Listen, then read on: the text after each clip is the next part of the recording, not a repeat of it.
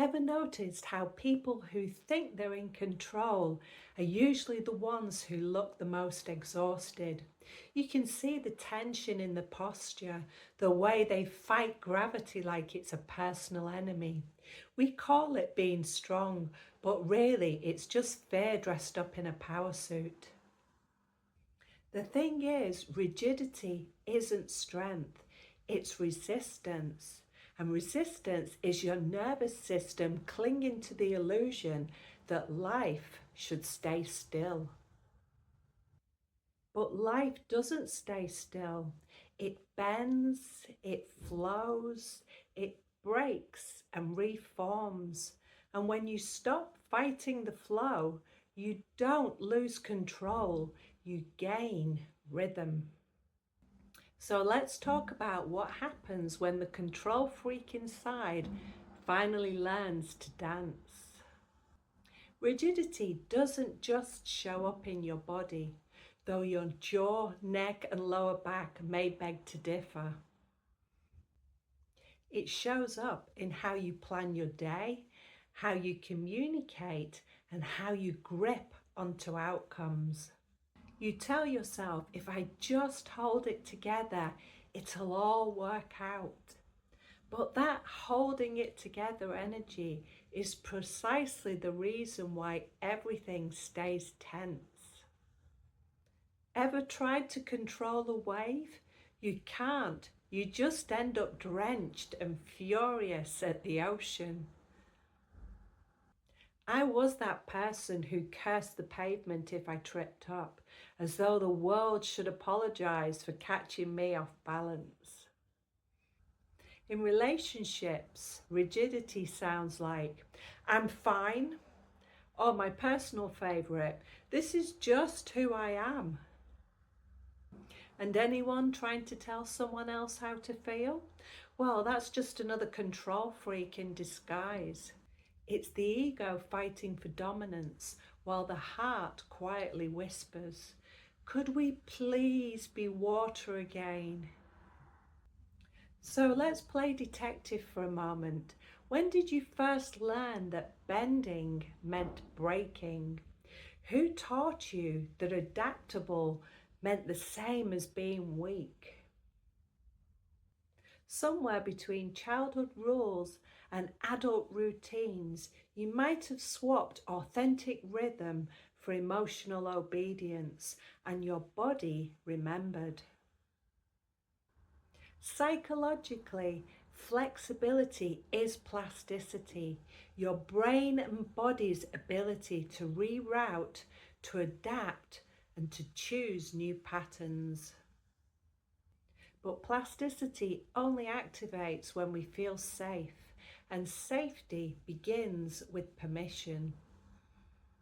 So ask yourself, what would it feel like to stop performing stability and to start embodying flow?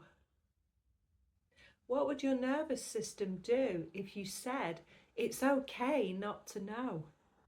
Flexibility isn't about being a pushover.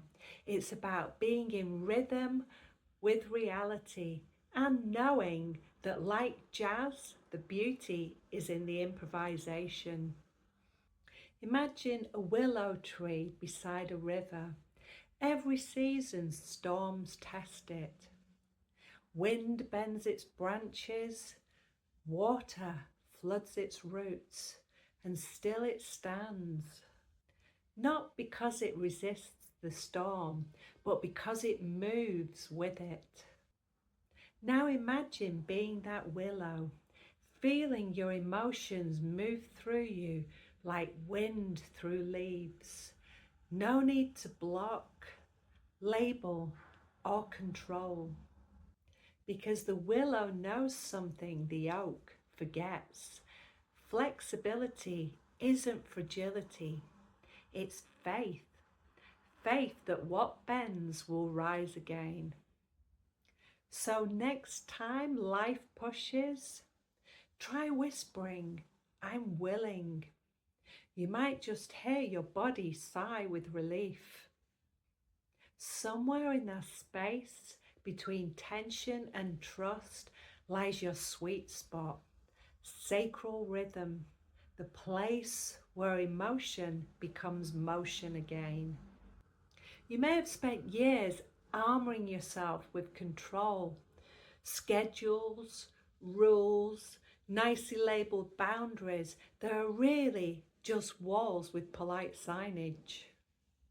Healing isn't about dismantling everything, it's about remembering how to pulse, to breathe deeper, to let life touch you without taking over. So this week, your experiment is simple. Notice one area of your life where you're gripping too hard and loosen it.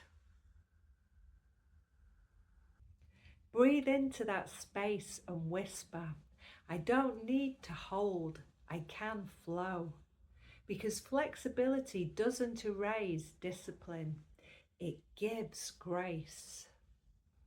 And as you listen now, you might begin to notice how the rhythm of your breath has its own wisdom. How every exhale releases what's finished, and every inhale invites what's new. Outside the leaves of let go, orange, gold and brown gathered at the roots. They don't cling, they trust, preparing quietly for the next season and period of growth. Flexibility lives there between letting go and becoming again. You don't have to force change. You only have to allow it. So maybe tonight, as you drift to sleep, your body remembers the river. Your mind becomes the willow tree. And somewhere inside, a small voice whispers, I am flexible and open to change.